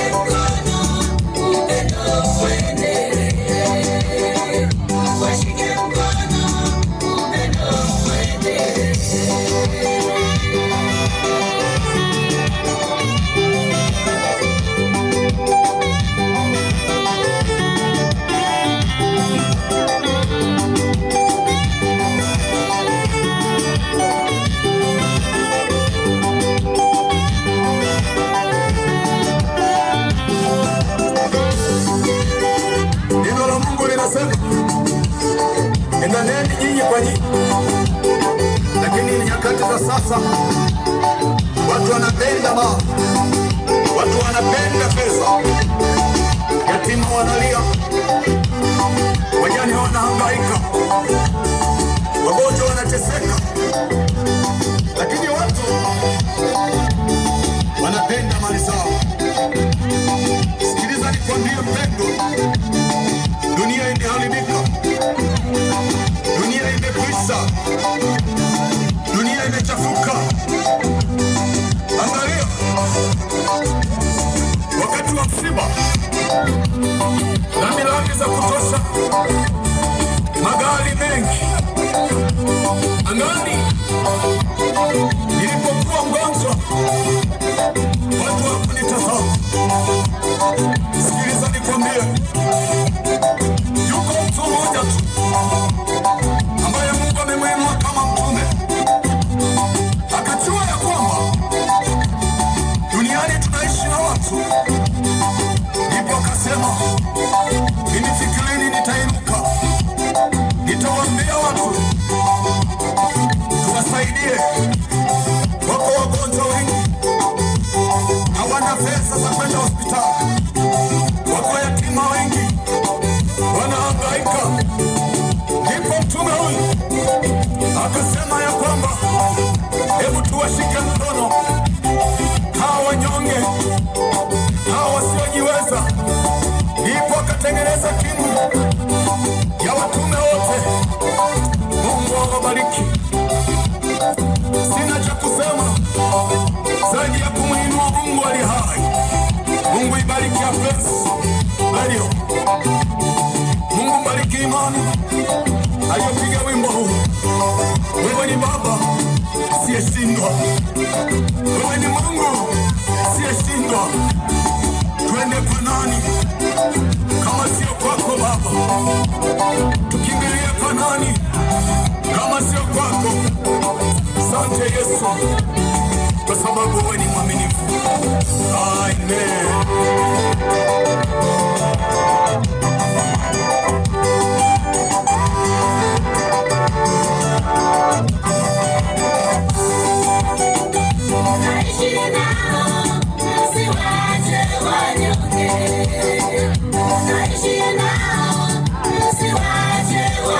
Wow, asante.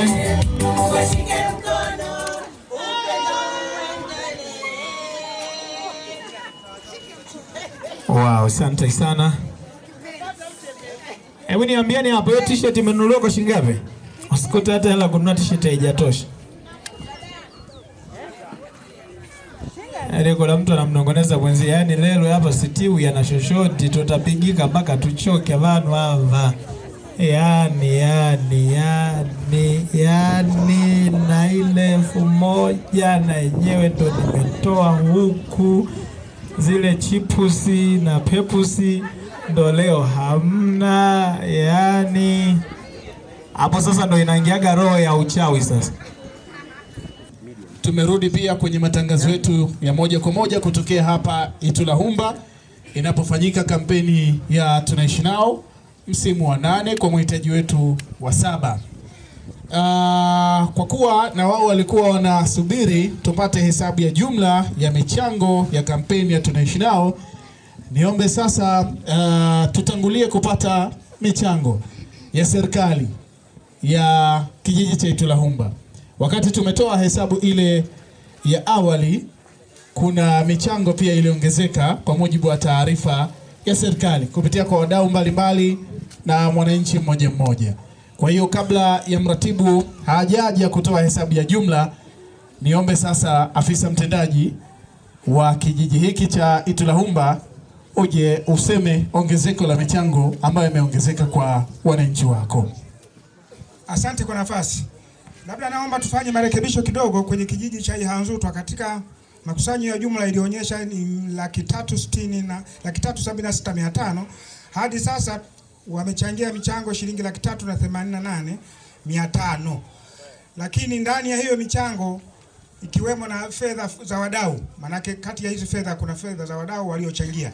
Kwa hiyo naomba niwasome majina yao wasije wakafikiri hizi fedha zimepotelea kwa watu. Kati ya hizo fedha wadau waliochangia ni kama ifuatavyo: Mili Kasanga shilingi 5,000, KKT Wawa shilingi 10,000, TAG Hanzutwa shilingi 20,000, EAGT Hanzutwa shilingi 12,500, Deiwaka Kiwale shilingi 10,000, John Kiombo shilingi 10,000, Noel Mwinami shilingi 5,000, RC Romani Hanzutwa RC Romani shilingi 10,000, Zahanati ya Itulaumba shilingi 10,000, Teresia Ngolo shilingi 10,000 na Shaibu Mahegele shilingi 10,000. Kwa kijiji cha Itulaumba pale mwanzo tulikuwa tumeishia na shilingi milioni 2,197,000. Lakini katika hizo fedha bado kuna watu wengine tulikuwa tumewasahau, hatukuyataja majina yao. Nao naomba tuwataje ili wajue fedha yao imeenda sawa sawa na malengo. Wa kwanza alikuwa ni Abel Mdendemi, amechangia shilingi 20,000, Felista Msemwa shilingi 10,000, Edness Mdendemi shilingi 10,000. Francisca Haule shilingi 5,000, Damian Kiao shilingi 20,000. Na zahanati ya Isindagosi shilingi 10,000. Fedha zilizoongezeka baada ya kufunga ile hesabu ya milioni 2,170,000 ni Godwin Kiumbu shilingi 10,000, Leana Foya shilingi 5,000, Melson Magoha shilingi 10,000, TAG Tulaomba shilingi 15,000, William Mwema shilingi 10,000, Lamson Kiombo shilingi 2,000, Mazengo kutoka kijiji cha Isindagosi shilingi 10,000, KKT Tulaomba wameongeza shilingi 35,000, KKT Wanike wamechangia shilingi 22,000, mahindi debe 3, maharage lita 8 na kanga doti 1. Nyamagana kitongoji wameongeza shilingi 8,000 na kufanya jumla ya fedha zote sasa pamoja michango ya wadau pamoja na madhehebu jumla yake ni shilingi milioni 2,738,200. Naomba niwasilishe. Tunakushukuru pia afisa mtendaji, lakini tunawashukuru zaidi wale wadau ambao waliona umuhimu wa kuendelea kuongeza michango licha ya kwamba uratibu wa serikali ulishapita na zoezi letu tulikuwa tunaendelea nalo. Kumbe tukiwa tunaendelea hapa, wenzetu walikuwa wanaendelea kuripoti kwa afisa mtendaji na mwenyekiti na kuongeza michango. Kwa muda huu naomba nikuinue mratibu wa kampeni ya Tunaishi Nao. Wewe uje utuambie sasa kupitia serikali, wadau, kupitia Atlantis FM na wadau mbalimbali na kupitia changizo ambalo tumelifanya hapa Itulaumba kwenye kapu la nyumbani, mahesabu yetu ya jumla yapoje, kiasi cha fedha ambacho kimepatikana kupitia kampeni hii leo ambazo tunazikabidhi kwa familia ya mtoto wetu Wisdom Mwiguto, mhitaji wetu wa leo. Nyabahweuli, poleni na hongereni. Okay. Sorry, God bless, naomba hiyo karatasi nyingine hapo. Hiyo yenye majina ya Ramadhani na maeneo mengine. Samani hatukuwa tumewasoma baadhi ya watu wakati ninasoma mwanzo maeneo mbalimbali ya michango. Tulisoma michango ya jumla ya Ramadhani, lakini hatukuwa tumewasoma Ramadhani Sabato ambao walitoa shilingi 38,200. Lakini pia Mfereke shilingi 90,900, Lolanzi 100,000, Ihanga 58,700, Ihangana 74,500. Sasa naomba nisome jumla michango ambayo tumeipata mpaka muda huu. Tulikuwa na maeneo matatu ya michango. Eneo la kwanza ni kupitia serikali ambao wao wamekusanya kiasi cha shilingi milioni 2,738,000. Lakini eneo la pili ni Atlantis FM Radio kupitia uratibu wetu tumekuja na kiasi cha shilingi milioni 6,362,650. Eneo la tatu la michango ilikuwa ni makusanyo yaliyofanyika hapa kabla nyumbani tunaita. Kabla nyumbani mmetoa jumla shilingi 271,800. Wanaume mmetoa shilingi 57,200. Wanawake mmetoa shilingi 41,400. Wenye furaha wametoa shilingi 26,000. Mashabiki wa Simba wametoa shilingi 30,900. Mashabiki wa Yanga wametoa shilingi 36,800. Mashabiki wa Yesu wametoa shilingi 24,200. Wafanyabiashara pamoja na mapokezi ya kampeni ya Tunaishi Nao 33,600. Wakati wa t-shirt kwa shilingi 21,200 ndio fedha ambayo imepatikana. Kwa taarifa hiyo sasa ni kwamba serikali ya kijiji cha Itulahumba wamechangisha jumla shilingi milioni 2,738,000. Uplands FM Radio milioni 6,362,650. Kapla nyumbani 5,63,600, inayofanya jumla ya fedha zote kuwa shilingi milioni 9,663,750. Kwa hiyo tumepata kiasi cha jumla shilingi milioni 9,663,750. Kesho asubuhi saa 2 tutamtambulisha mhitaji anayefuata kupitia kampeni ya Tunaishi Nao. Tunaomba mtunge mkono pia kwake, lakini Mwenyezi Mungu awabariki wote ambao mmejaliwa kutoa kwa ajili ya mtoto Wisdom Mwigoto. Asante sana. Haya makofi ya waendee na wale ambao wanatusikiliza, kwa sababu naamini na wao wameshiriki kwa namna moja au nyingine kuhakikisha tunapata hiki tulicho nacho. Muda huu naomba nikaribishe familia. Yuko mama wa mtoto Wisdom, uje useme machache, lakini bibi pia wa mtoto na wewe pia usogee uje useme machache kwa watu hawa ambao wamehudhuria hii leo wana Itulahumba, lakini wapo ambao wanatusikiliza kupitia 89.1 Uplands FM. Karibu. Shikamoni. Mungu yu mwema. Niko mbele yenu. Mimi ndo mwenye mtoto mwenye shida ya kutokuona. Niko mbele yenu. Naleta shukrani kwa wote mliohusika, kwa wote mliogusa kwa ajili ya mtoto huyu. Naishukuru Radio Uplands mliowezesha hili jambo kufanyika siku ya leo. Mungu awabariki. Na wananchi wote, wageni kwa wenyeji wa kijiji cha Itulahumba na watu wote mliotoka sehemu mbalimbali. Mungu awabariki. Asante.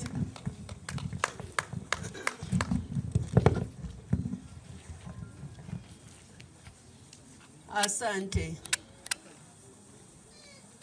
Bwana Yesu asifiwe. Amina. Mimi ninawashukuru sana. Kabla ya kuwashukuru, nimshukuru Mungu, kwa sababu Mungu ndiye aliyetuumba. Mungu ndiye kiongozi wa kila mwanadamu. Ninaamini kabisa kwamba Mungu ndiye ametenda kupitia watu wake aliowaumba, si kwa uwezo wa mwanadamu, bali yote hii shukrani na heshima vimrudie Mungu. Ninawashukuru sana. Neno linalosema ninakushukuru lenyewe limesimama tu kwamba ninashukuru. Sina la kuongeza. Muniombee katika msafara na lile lengo hasa lije lifikie kusudio letu. Mpaka hapa najua Mungu atatenda. Nashukuru sana, asanteni. Utaratibu wetu ni ule ule, tuendelee kuiombea familia. Shughuli yetu ya kukusanya michango na kuiwasilisha kwao tumekwisha kuifanya. Sasa jamani, kwa kilichobaki ni kuiombea michango yetu ikafanye kazi ile ambayo kila mtu hapa anatamani kumuona mtoto yule akipata matumaini ya kuona kama walivyo watoto wengine, na kuiombea familia iwe na usimamizi mzuri wa fedha hizo. Muda huu naomba nikukaribishe tena mwenyekiti wa serikali ya kijiji cha Itulahumba, na wewe pia uje uzungumze na hawa wadau wananchi ambao wako hapa kutoka maeneo mbalimbali, pamoja na wenyeji na wale ambao wanatusikiliza kupitia Uplands FM kwa hiki ambacho tumekifanya leo kwako hapa katika kijiji chako cha Itulahumba. Asante kwa kupewa nafasi.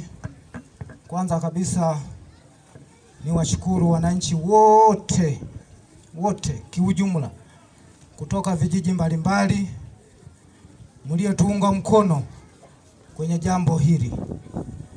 Ni jambo la kipekee sana. Kwa sisi kama kijiji tusingeweza kufanya hivyo. Tulikuwa tukihangaika, tukitaabika, tukijihangaisha kwa namna yoyote, lakini tulikuwa hatufiki hapa. Kwa hiyo nawashukuruni sana watu wa Radio Apprence, tunaishi nao kwa kutuunga mkono kwa pamoja. Na sisi nadhani kuanzia sasa tutakuwa ni miongoni mwa sehemu hiyo. Nawashukuruni sana. Baada ya kusema hayo, basi niseme kwamba sina neno jingine zaidi ya kushukuru kwa wale wote ambao wamehusika kwa namna moja au nyingine. Nawashukuruni sana sana. Asanteni sana.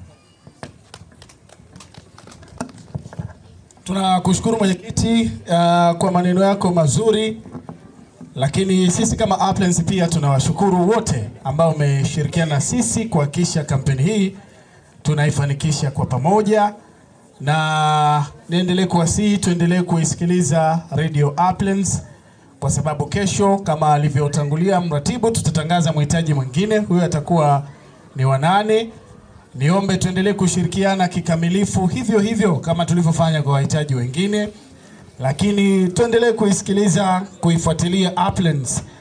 Nilisema pale mwanzo kwamba kinachofanyika leo tunakipeleka kwenye mitandao yetu ya kijamii.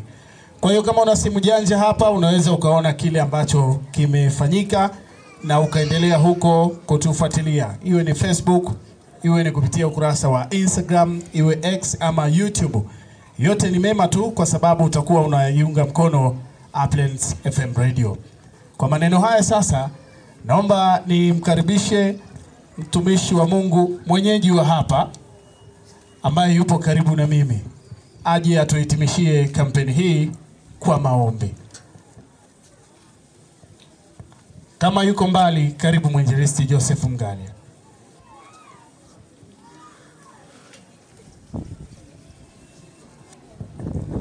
Asante sana. Mfalme wa amani anakuja. Kwanza ni washukuru watu wa Itulahumba. Mwanzoni namna ambavyo walianza kuzungumza nikajua kweli tuna mioyo migumu, lakini michango imeonekana tuna mioyo migumu. Kwa kweli kwa michango ambayo imetolewa imeonekana, hata mapokezi tu namna mlivyotupokea, kwa kweli Mungu awabariki sana. Lakini ninamwomba mtoto huyo, kwa sababu mama yupo, unaweza kumleta mtoto wakati tunaomba, basi tuweze kumuombea pia. Kwamba mtumishi wa Mungu hayupo hapa, huenda walikuwa mbali. Mwenyeji, mtumishi wa Mungu mwenyeji yuko hapa, nashukuru sana. Karibu tunaweza kushirikiana katika kumuombea mtoto huyu. Naomba msogeze hapa mtoto. Mtumishi wa Mungu aweza kumshika mtoto huyu ikiwezekana, alafu waweza pia kumuombea. Najua ulikuwa mbali kidogo, lakini basi tushirikiane kwa kumuombea. Karibu mtumishi wa Mungu, muombee. Mungu wa mbinguni uliye mwema, Yesu Kristo uliangikwa msalabani kwa ajili yetu, tunamleta mtoto huyu mikononi mwako. Yesu Kristo mtenda muujiza, tenda muujiza Bwana. Tunaalika nguvu zako na mamlaka yako. Ponye mtoto huyu, tunamweka mikononi mwako Bwana. Wewe ni Mungu usiyeshindwa na jambo lolote. Yaliyoshindikana kwa wanadamu, kwako wewe Mungu yote yanawezekana. Hivyo tunamweka mikononi mwako mtoto huyu na wazazi wake tunawaweka mikononi mwako. Katika jina la Yesu Kristo uliye Bwana na Mwokozi wetu, naomba na kushukuru. Amen.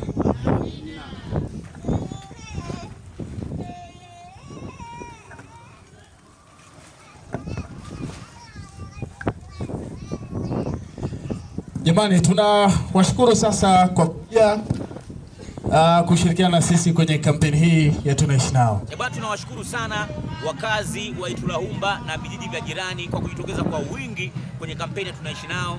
Ndio vile ambavyo tumefanya kwa siku ya leo. Kama mnavyoona watu ni wengi sana, lakini hivi ndio tunahitimisha. Tunakwambia hivi, usimache mnyonge, mshike mkono, upendo uendelee, kwa sababu leo kiukweli upendo umekuwa mkubwa sana hapa Itulahumba. Watu wamejitokeza kwa wingi, wametoa michango kwa wingi sana.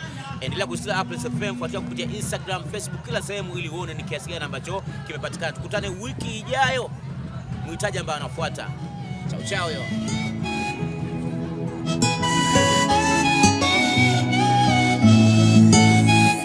Jaribu kuwaza matatizo yangekuwa kwako ingekuwaje? Hakuna nependa haya matatizo, na yakikukuta nauma.